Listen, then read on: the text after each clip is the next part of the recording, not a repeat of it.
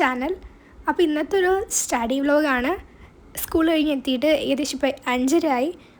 പഠിക്കാതിരിക്കാമെന്ന് ഓർത്തപ്പോഴത്തേക്കും desk മൊത്തം അലങ്കോലം കിടക്കുന്നു. പഠിക്കാതിരിക്കുന്നതിന് മുമ്പ് ഡെസ്ക് ക്ലീൻ ചെയ്യും.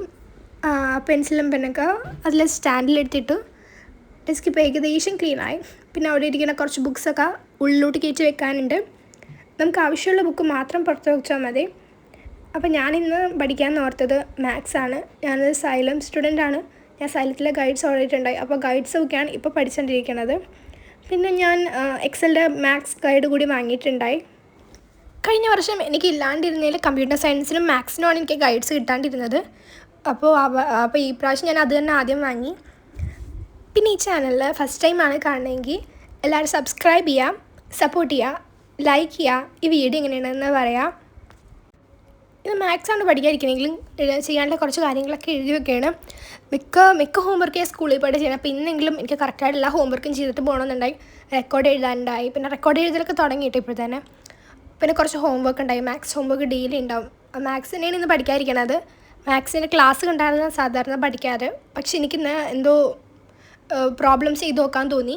ഇതാണ് എക്സലിൻ്റെ ഗൈഡ്. എക്സലിൻ്റെ ഗൈഡ് നല്ലതാണ്. ഞാനിന്ന് ഈ വർഷം ആദ്യമായിട്ടാണ് വാങ്ങണേ. എക്സലിൽ ചൂസ് ചെയ്യാൻ കാരണം എന്താ വെച്ചാൽ കഴിഞ്ഞ പ്രാവശ്യം എനിക്ക് എക്സലിൻ്റെ ഫിസിക്സിൻ്റെ ഗൈഡ് ഉണ്ടായി.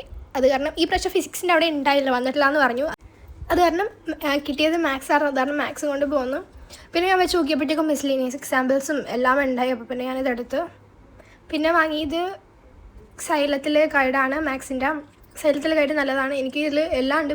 പ്രീവിയസ് ഇയർ ക്വസ്റ്റ്യൻസ് ഉണ്ട്, NCERT കോർണറുണ്ട്. അപ്പോൾ ഞാൻ പഠിക്കാനെടുക്കുന്നത് ഇന്നാണ് കേട്ടോ. കാരണം എനിക്ക് മൊത്തം എല്ലാം ചെയ്ത് പഠിക്കാനുള്ളൊരു ക്ഷമയില്ല.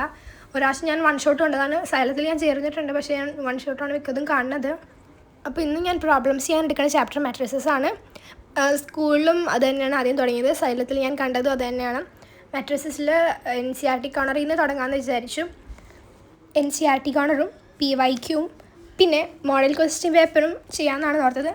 3 സെക്ഷനിലും കൂടി ഏകദേശം മോഡൽ ക്വസ്റ്റ്യൻ പേപ്പറിൽ 13 ക്വസ്റ്റ്യനും അല്ലാണ്ട് PYQവും NCERTയും കൂടി ചേർത്ത് നമുക്ക് ഏകദേശം 23 ക്വസ്റ്റ്യൻസും ചെയ്യാനുണ്ട്.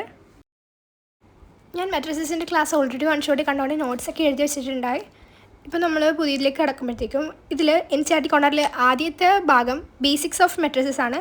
അതിൽ ഏകദേശം 4 ക്വസ്റ്റ്യൻസ് ഉണ്ട്. സെക്കൻഡ് പാർട്ട് എന്ന് വരുമ്പോഴത്തേക്കും 5 മുതൽ 10ാമത്തെ ക്വസ്റ്റ്യൻ വരെ മാട്രിക്സ് ഓപ്പറേഷൻസിലാണ് വന്നത്. And final 11th question transpose, symmetric and skew symmetric of matrices എന്ന് പറഞ്ഞ ഭാഗത്തിലുമാണ് വരുന്നത്.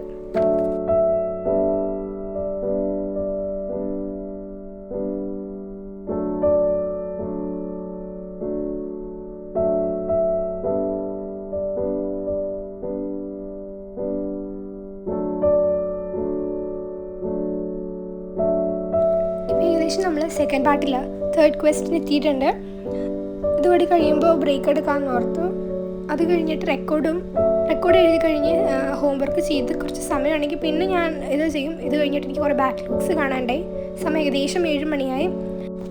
അപ്പോൾ ഈ വീഡിയോ എങ്ങനെയുണ്ടെന്ന് നിങ്ങൾ കമൻറ്റ് ചെയ്യുക. Like, share and subscribe.